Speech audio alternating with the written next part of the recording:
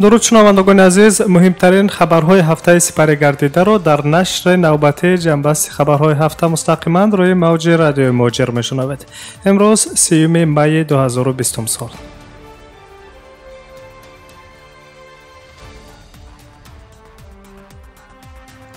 барномаи иттилоотии ҷамъбасти хабарҳои ҳафтаро аз ҳодисае шурӯъ мекунем, ки таи чанд рӯзи охир сару садоҳои зиёдро дар ҷомеа ба вуҷуд овардааст. абдулло ғурбатӣ, хабарнигори ҷавони Азия Плюс, давоми як моҳи охир дуюмин бор аст, ки мавриди ҳамла қарор мегирад.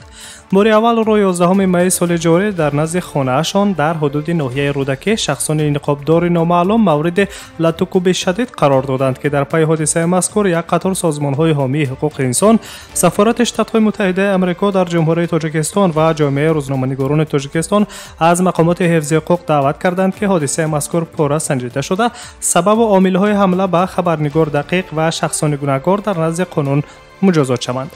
дар пайи сарусадаҳои зиёд дар шабакаҳои иҷтимоӣ 15 майи соли ҷорӣ Вазорати корҳои дохилии Ҷумҳурияи Тоҷикистон хабар дод, ки оиди ҳодисаи мазкур аз рӯи аломати моддаи 237 қисми 2 банди Б Кодекси ҷиноятии Ҷумҳурияи Тоҷикистон, яъне авбоши парвандаи ҷиноятӣ оғоз гардидааст ва дар ин самт тафтишот идома дорад.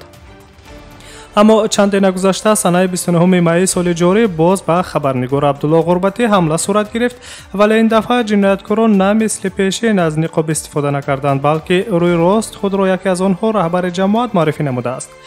шарҳи ҳодиса чунин аст, ки мавриди латукуби ин дафъаинаи хабарнигор ба фаъолияти касбии ӯ рабт дорад, чунки ҳангоми ҳодиса Абдулло Ғурбатӣ дар ноҳияи Хуросони вилояти Хатлон дар маҳалли офатзадаи табиӣ қарор дошт ва хостааст, ки аз вазъи минтақа гузориш таҳия кунад. лекин ҳангоми иҷрои вазифаи касбии хабарнигор як нақлиёти тамғаи Опел ба наздаш омада ва бино ба нақли ҷабрдида, ки дар дигар шабакаҳои хабарӣ низ нашр шудааст, аз дохили он 3 нафар берун шуда, як бора дар аввал бо ҳамлаҳои лафзӣ ва баъдан бо ҳамлаи ҷисмонӣ ба хабарнигор ҳуҷум сурат гирифтааст. чун аз ҳодисаи аввали латукуби хабарнигор начандон фурсати сипарӣ гардида буд, ҳодисаи навбатӣ ба қавле болои сухта намако пошид. ин бор низ ҷомеаи хабарнигорони Тоҷикистон бо ёдоварӣ аз чанд ҳамлаву таҳдидҳои дигар болои рӯзноманигорон ба мисли Раҷаб Мирзо, хабарнигори мустақил, ва Шаҳлои Гулхоҷа, рӯзноманигори Радиои Озодӣ ёдовар шуда, бори дигар талаби худро дар самти ҷиддӣ гирифтани масъалаи мазкур тамаркуз намуданд. масалан, Радиои Озодӣ дар саҳифаи худаш матлабе аз рӯзноманигор Раҷаби Мирзоро нашр кардааст, ки дар он Раҷаб Мирзо, рӯзноманигори варзида, аз вазири корҳои дохилии Ҷумҳурияи Тоҷикистон генерал полковник Рамазон Раҳимзода таҳқиқи мунсифона ва ҳамаҷонибаи ҳодиса ва мавриди ҷазо қарор гирифтани шахсони ҷиноятпешаро хоҳиш намудааст.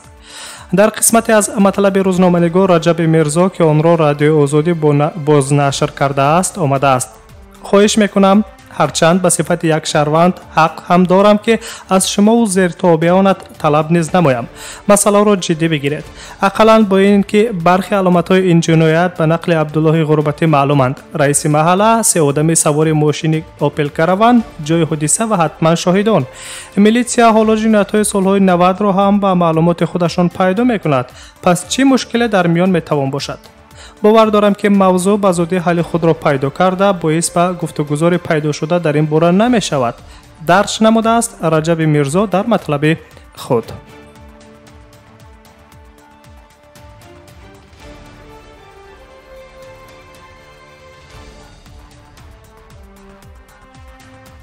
шумо ҷамъбасти хабарҳои ҳафтаро мустақиман мешунавед. дар ҳафтаи равон матлаби дигаре, ки дар сомонаҳои хабарӣ бозтоб ёфт ва ҳамчунин мавриди баҳсу мунозираи зиёди корбарони шабакаҳои иҷтимоӣ низ гардид, қазияи Далер Давлатов, як муҳоҷири тоҷик буд. тавре хабар дода будем, 26 майи соли ҷорӣ зиёда аз 50 нафар шаҳрвандони Тоҷикистонро, ки дар боздоштгоҳҳои муваққатӣ барои шаҳрвандони хориҷӣ дар шаҳри Екатеринбурги вилояти Свердлов нигоҳдорӣ мешуданд, тариқи як парвози чартерӣ ба Душанбе интиқол доданд. нафарони ихроҷ шуда, ки моҳҳо дар муассисаҳои нигоҳдории шаҳрвандони хориҷӣ мунтазири баргашт ба ватан буданд, мутаассифона на ҳамаи онҳо ба дохили тайёра роҳ ёфтанд. дар миёни шаҳрвандони Тоҷикистон Далер Давлатов аз майдони ҳавоии шаҳри Екатеринбург бозпас ба муассисаи нигоҳдории шаҳрвандони хориҷӣ интиқол ёфт. он рӯз ҷаҳати мукаммалии гузориш бахши хабарии Радиои Муҳоҷир бо Азиз Назарён, котиби сеюми консулгарии генералии Ҷумҳурияи Тоҷикистон дар шаҳри Екатеринбурги федератсияи Русия тамоси телефонӣ гирифт. Дар ҷавоб ба суоли оне ки сабаби интиқол наёфтани шаҳрванд Далер Давлатов ба Тоҷикистон ва бозпас фиристодани он ба муассисаи нигоҳдории муваққатӣ дар чӣ буд? Азиз Назарён он вақт гуфта буд: Далер Давлатов дар ҳоли ҳозир ҳеҷ ҳуҷҷате надорад ва ӯ дар қайди Тоҷикистон нест ва аз қайди Тоҷикистон газ кашидаву худро чанд сол қабл дар қайди доимии шаҳри Сургут гузоштааст. Барои баргардонидани Далер Давлатов аввал бояд шахсияти он кас муайян карда шавад, чунки бе муайянии шахсият консулгарӣ наметавонад ба он кас шаҳодатномаи бозгашт ба ватанро диҳад. Аз ин рӯ консулгарии генералӣ ба хадамоти ба қайдгирию шиносномадиҳии Вазорати корҳои дохилии Ҷумҳурии Тоҷикистон дархост фиристод то муайян карда шавад ки токунун Далер Давлатов шаҳрвандии Тоҷикистонро ҳифз кардааст ё на. Дар сурати ҷавоби мусбат ба ин нафар шаҳодатномаи бозгашт дода мешавад. Иброз дошта буд дар санаи 28 майи соли ҷорӣ Азиз Назарён, котиби сеюми консулгарии генералии Ҷумҳурии Тоҷикистон дар шаҳри Екатеринбурги Федератсияи Русия. баъди пахши гузориши мазкур дар радиои Моҷер, консулгарии генералии Ҷумҳурии Тоҷикистон дар шаҳри Екатеринбурги Федератсияи Русия ба матлаби мазкур вокуниши фаврӣ нишон дод. тавре Зафар Саидзода, консули генералии Ҷумҳурии Тоҷикистон дар шаҳри Екатеринбурги Федератсияи Русия, ҳангоми суҳбат бо бахши хабарии радиои Моҷер қайд доштанд: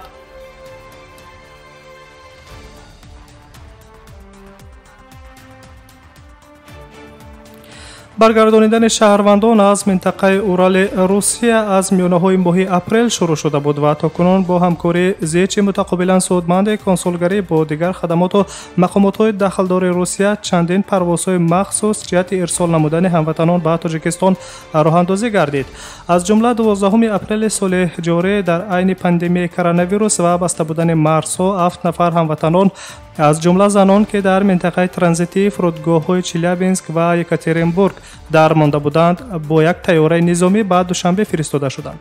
ҳамин тариқ 5 майи соли равон бо хатсайри чартерии ширкати ҳавопаймоии Уралские авиалинии 15 шаҳрванди Тоҷикистон аз ҷумла 10 нафар занон ва инчунин маиди 2 нафар ҳамватани фавтида 20 май тариқи ҳавопаймои ҳарбии Вазорати мудофиаи Русия 20 тоҷикистонӣ ки дар маркази нигоҳдории шаҳрвандони хориҷӣ дар шаҳри Екатеринбург қарор доштанд низ ба Душанбе интиқол ёфтанд ва дар санаи 26 майи соли ҷорӣ 159 нафар дигар ҳамватанон аз шаҳри Екатеринбург ба Душанбе фиристода шуданд ки зиёда аз 50 нафари онҳо дар муассисаи нигоҳдории муваққатии шаҳрвандони хориҷии шаҳри Екатеринбург нигоҳдорӣ мешуданд.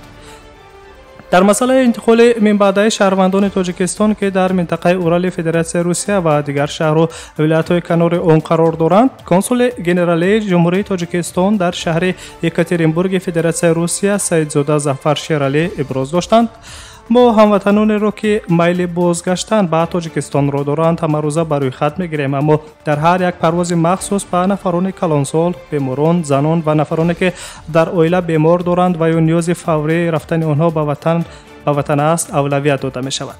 ҳоло бошад вазъ дар боздоштгоҳи шаҳрвандони хориҷии шаҳри Екатеринбург мӯътадил аст, чунки дар он ҷо қариб ки шаҳрвандони мо намонданд. масъалаи Далер Давлатов бошад ҳалшаванда аст ва каме бояд мунтазири ҷавоби хадамоти шиносномавию ба қайдгирии Вазорати корҳои дохилии Ҷумҳурии Тоҷикистон монд то шахсияташ муайян карда шавад, чунки ин нафар дар айни замон ягон ҳуҷҷати худмуайянкунӣ надорад ки ба ӯ шаҳодатномаи бозгашт ба ватанро диҳем. иброз доштанд Зафар Саидзода, консули генералии Ҷумҳурии Тоҷикистон дар шаҳри Екатеринбурги Федератсияи Русия.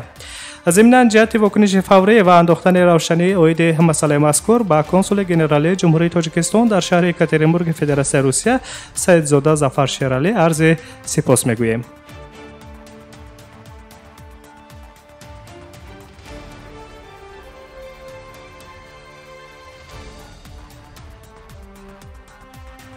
шумо муҳимтарин матлабҳои ҳафтаи сипаригардидаро рӯи мавҷи радиои Моҷер дар барномаи иттилоотии ҷамъбасти хабарҳои ҳафта мешунавед. ҳукумати Тоҷикистон бо судури як қарор аз 14 майи соли ҷорӣ роҳҳои таъин ва пардохти кӯмакпулиҳои иҷтимоӣ ба оилаҳои ниёзмандро дар як қатор шаҳру ноҳияҳои ҷумҳурӣ тасдиқ кард. тибқи ин санад дастур шудааст ки аз 1 июли соли равон ба оилаҳои камбизоат дар минтақаҳои зерин пардохтҳои иҷтимоӣ таъин карда шавад. аз ҷумла ноҳияҳои Вахш, Восед, Данғара, Дӯстӣ, Кушониён, Носири Хусрав, Мир Саид Алии Ҳамадонӣ, Қубодиён, Хуросон, Ҷайҳун, Абдурахмони Ҷомеъ, Ҳашт, Масҷоҳ, Ҷабор Расулов, Бобоҷон Ғафуров, Деваштеч, Спитамен, Варзоб, шаҳрҳои Гулистон, Исфара, Истиқлол, Ваҳдат, Роғун, Турсунзода, Душанбе ва чанде аз дигар шаҳру ноҳияҳоро дар бар мегирад. маблағи солонаи кӯмакпулӣ барои ҳар як оилаи камбизоат 464 сомонӣ ё худ 8 нишондиҳанда барои ҳисобҳоро дар бар мегирад. кӯмакпулӣ дар ҳар 3 моҳ ба маблағи 116 сомонӣ тавассути бонки давлатии амонатгузории ҷумҳурии Тоҷикистон амонатбонк пардохт карда мешавад. дар муайян ва пардохтпазирии кӯмакпулиҳо ба оилаҳое ки нигоҳубини маъюбони гурӯҳҳои 1 ва 2 ё ин ки 2 маъюбро бар уҳда доранд ва волидоне ки фарзандони хурдсолро танҳо тарбия мекунанд афзалият дода мешавад. хароҷоти пардохти иҷтимоӣ аз ҳисоби буҷети давлатӣ сурат мегирад.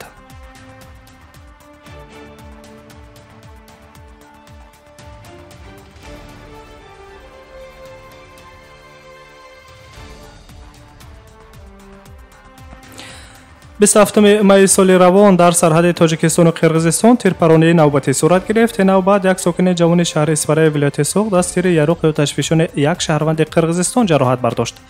бархилофи мувофиқатномаҳои қаблан имзошудаи Тоҷикистону Қирғизистон, як шаҳрванди Қирғизистон Соат Бахтибеков сокини деҳаи Коктоши ҷамоати Оқсой ба сӯи як шаҳрванди 25-солаи Тоҷикистон Зӯҳрон Шаропова сокини маҳаллаи Қоҳири ҷамоати деҳоти Чоркӯҳ оташ кушодааст. омада буд дар баёнияи маркази матбуоти қушунҳои сарҳадии Кумитаи давлатии амнияти миллии ҷумҳурии Тоҷикистон. ҳодисаи мазкур бино ба баёнияи нерӯҳои сарҳадии Тоҷикистон рӯзи 27 майи соли равон соати 11:55 ба вақти маҳаллӣ ба вуқӯъ омадааст. ва ҳамин ҳафта дар анҷоми нишасти вазирони корҳои хориҷии кишварҳои узви созмони амнияти дастаҷамъӣ ки ба таври видеоконфронс доир гардида буд, вазири умури равобити хориҷии Русия Сергей Лавров ҳарду ҷонибро ба муколама хонда ва иброз дошт ки Русия метавонад дар ҳалли баҳси сарҳади миёни Тоҷикистону Қирғизистон миёнҷигарӣ кунад. аммо ҷониби Тоҷикистон бо гузашти чанд рӯз аз суханони Сергей Лавров ба Русия нота фиристода масъалаи таъину аломатгузории хатти сарҳади давлатиро сирф кори дохилии Тоҷикистон хондааст ва ҳамчунон дар муайян ва аломатгузории хатти марзи давлатӣ миёнаравии ҳеҷ як кишварро зарур надонистааст.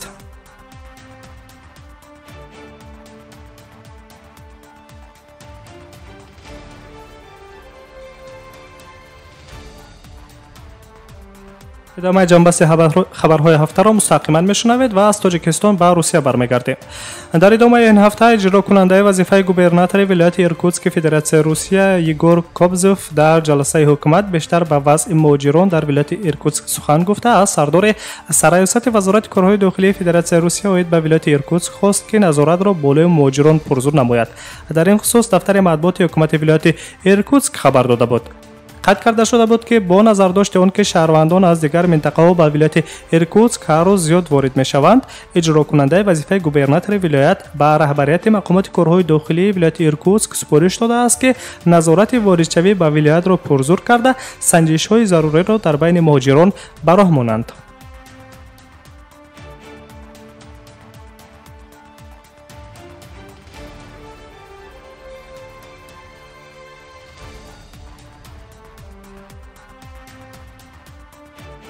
ва аз Русия ба Исроил меравем. дар оғози ин ҳафта дар Исроил аввалин мурофиаи додгоҳӣ оид ба парвандаи сарвазири кунунӣ Биньёмин Нетаньяҳу оғоз гардид. сарвазири ҳозираи давлати Исроил Биньёмин Нетаньяҳу ба ришваситонӣ, нақси эътимод ва қаллобӣ айбдор мешавад. ҷинояти аз ҳама ҷиддие ки мақомот сарвазиро дар он айбдор мекунанд, ин гӯё даст задани Биньёмин Нетаньяҳу ба ришвахорӣ мебошад. Биньёмин Нетаньяҳу нахустин раҳбари Исроил мебошад ки ҳангоми иҷрои вазифааш ҳамчунин дар додгоҳ дар курсии айбдорӣ менишинад. аз ин пеш низ чандин тан аз раҳбарони Исроилро додгоҳҳо маҳкум карда буданд, аммо баъд аз анҷоми давраи садорати онҳо дар ҳукумат чунин амалҳо анҷом дода шуда буд. ҳоло додгоҳи олии Исроил аввалин мурофиаро ҷиҳати баррасии се парвандаи ҷиноятӣ алайҳи сарвазири кунунӣ Биньёмин Нетаньяҳу шурӯъ кардааст ки интизор меравад мурофиаҳои додгоҳӣ чанд моҳи дигар тӯл кашад.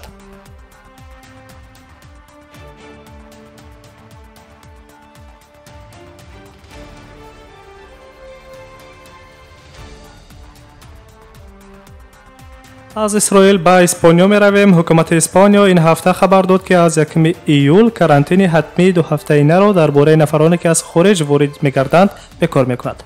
тавре гуфта шуда буд дар изҳороти ҳукумат, аз 1 июл карантинро ҳангоми вуруд ба Испания барои сайёҳони хориҷӣ бекор карда мешавад. ин тасмим дар ҷаласаи байнидоравӣ ки дар реҷаи видеоконфронс дар Девони вазирони Испания баргузор гардида буд қабул шудааст. аз 15 май ҳама нафароне ки аз хориҷ ба Испания ворид мешаванд бояд ба муддати 14 рӯз бино ба сабаби пандемия аз коронавирус 2 ҳафта таҳти карантин қарор гиранд. қаблан сарвазири ин кишвар Педро Санчес изҳор карда буд ки кишвараш нақша дорад ки то моҳи июли соли равон равои сайёҳони хориҷиро барқарор кунад.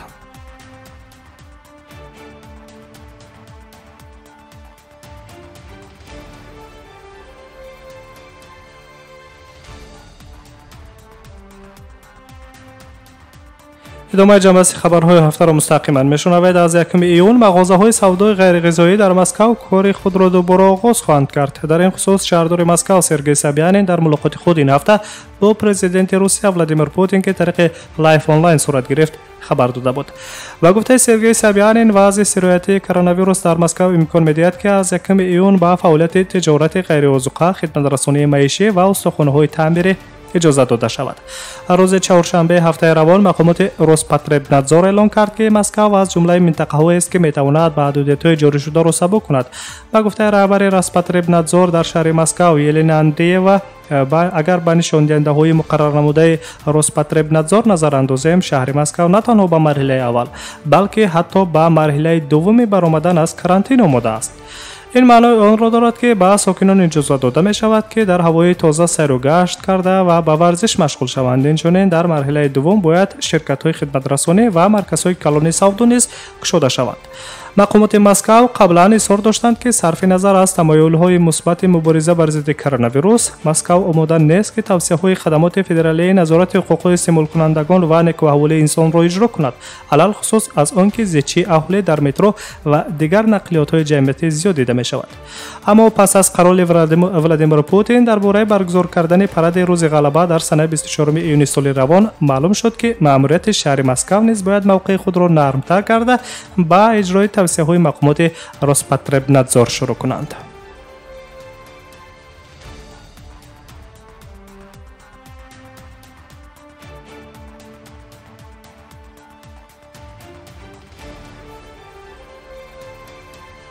ҷамъбасти хабарҳои ҳафтаро шумо мустақиман мешунавед.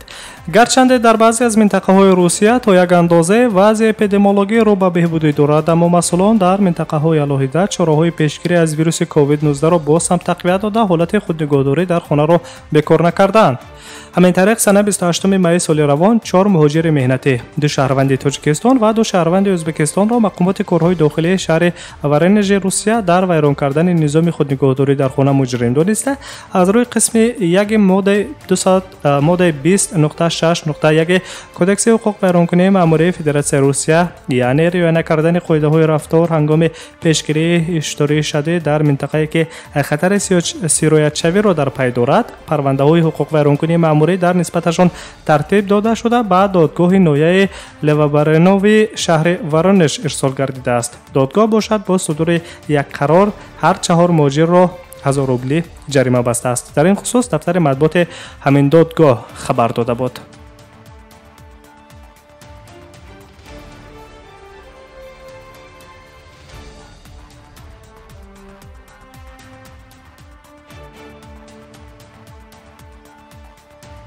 дар Русия мемонем ва идомаи хабарҳои ҷамъбасти ҳафтаро. мақомоти Росстати Русия мегӯяд ки низоми бекорӣ рӯз то рӯз дар Русия авҷ гирифта истодааст ва ҳамин тариқ бекорон низ аз давлат ҷубронпулӣ талаб намуда истодаанд. то кунун дар пайи ҷорӣ шудани якчанд маҳдудиятҳо дар пасманзари вируси COVID-19 аз 1,1 миллион нафар дар сартосари Русия кӯмакпулии якдафаина дарёфт кардаанд. аммо 1,3 миллион нафари дигари бекор дар хостори онанд ки мақомот онҳоро бо кори муносиб таъмин кунанд ва давраи беш аз 2 моҳаи бекории онҳоро ҷуброн пардозанд. хотиррасон мекунем ки дар Русия ба таври расмӣ рӯзҳои бекорӣ бино ба сабаби пешгирӣ аз вируси корона то миёнаҳои моҳи майи соли ҷорӣ идома кард ки дар ин давом наздики 3 миллион нафар худро расман ба қайди бекорон гузоштанд, оморе ки мақомоти Русия интизораш набуданд. мақомоти марбутаи таъмини кори аҳолӣ дар Русия ҳадс мезананд ки бо идома кардани чунин равиш сатҳи бекорони расмӣ то чанд моҳи дигар марзи 5 миллион нафарро убур мекунад. طبق قانونگذاری مهنت فدراسیای روسیه هر شهروندی که در دوره سر زدن یگان حادثه، آفت‌های طبیعی و یا دیگر جنبه‌هایی که مردم را به بیکاری آورده می‌رساند از دولت جبران پولی دریافت می‌کنند. و اینک صفحه جبران گیرندگان بیکار در روسیه از روی معلومات رسمی زیاد از 3 میلیون نفر را در حال حاضر تشکیل می‌کنند.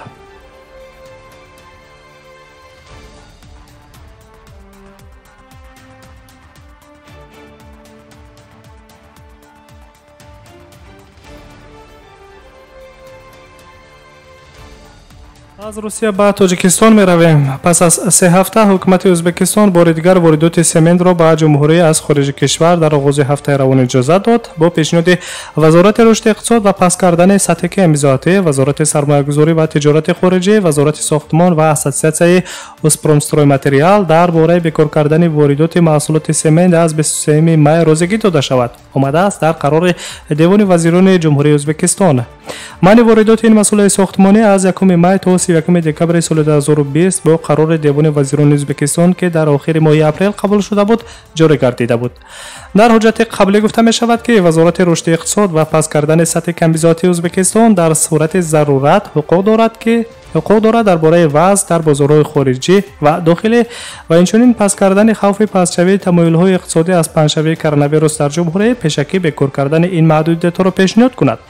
باید قید کرد که ازبکستان خریدار اساسی سمنت تاجیکستان است. طبق معلومات وزارت صنعت و تکنولوژی‌های نوین جمهوری تاجیکستان در سال 2019 حدود 900,000 تن سمنت تاجیک به ازبکستان صادر شده است. این تقریباً 4/1 تمام سمنت از جانب کارخانه‌های تاجیکستان استحصال شده را تشکیل می‌دهد. درآمد از تحویل این مسائل ساختمانی به کشور همسایه از 50 میلیون دلار بیشتر است.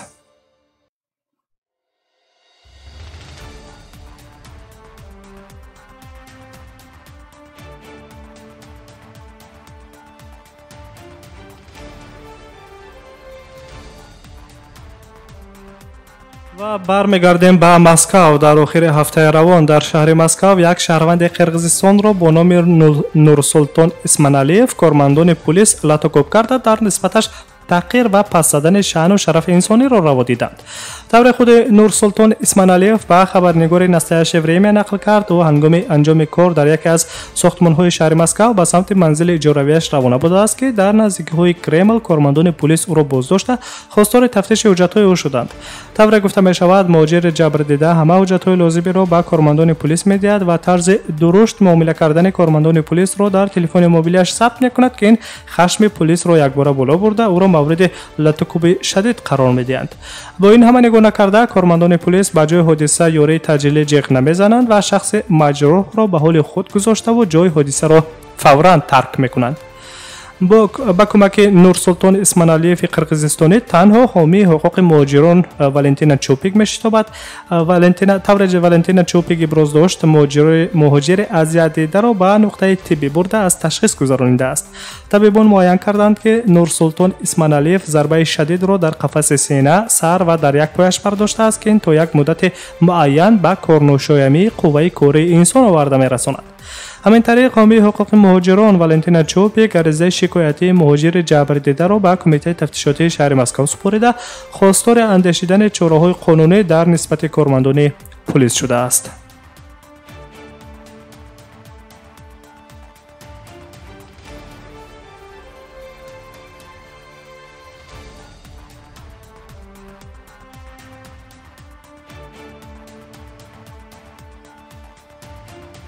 از مسکو به منطقه کراسنایارسک می رویم. در منطقه کراسنایارسک روسیه یک گروه فروشندگان مواد مخدر را که گفته می شود تحت نظارت یک شهروند تاجیکستان قرار داشتند مقامات حفظی حقوق دستگیر کردند.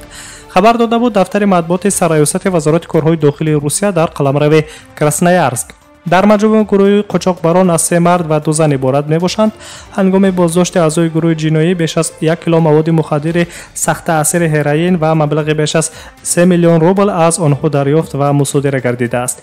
طور در خبر گفته می شود گروه جنایتی قاچاقبر را یک زاده تاجیکستان تشکیل و فعالیت آن را رهبری می کرده است. موافق معلومات تفتیشات سرور گروه قاچاقبران همسایه و بعداً دوستش را به صادر کردن این عمل جنایتی یعنی خرید و فروش مواد مخدر وادار کرده است. طبق دلایل‌های ریاست تفتیشاتی سرریاست وزارت کارهای داخلی فدراسیای روسیه در قلمرو کراسنویارسک نسبت همه بازداشتشدگان پرونده‌های جنایتی آغاز کرده شده. در نسبت گمانبران جنایت در اساس قرار دادگاه چاره پیشگیری کننده در شکل حبس پیشگی برای 2 ماه تطبیق کرده شده است. حالا تفتیشات در این سمت ادامه دارد.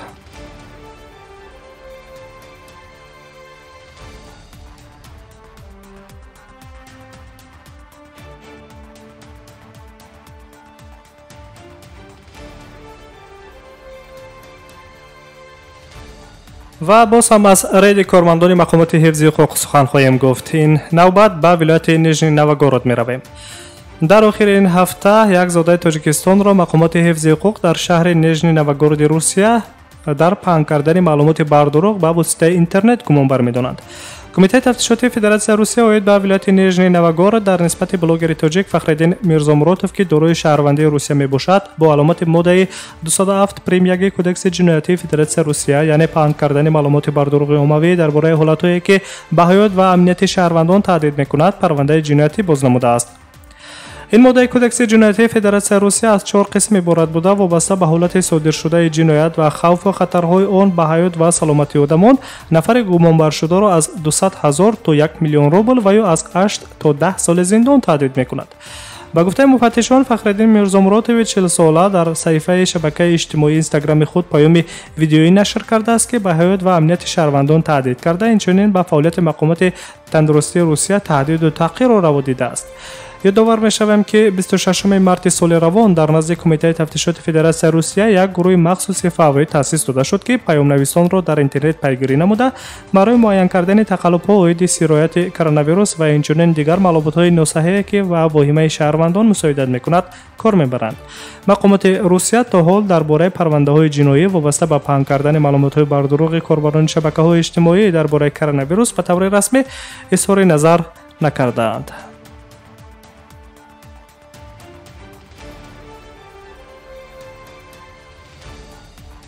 شما طول بیش از 25 دقیقه مهمترین خبرهای این هفته را در جنبست خبرهای هفته مستقیما روی موج رادیوی مهاجر شنیدید. سلامت باشید. برنامه‌های دیگری ما ادامه دارند و شما استراحت با فراغت.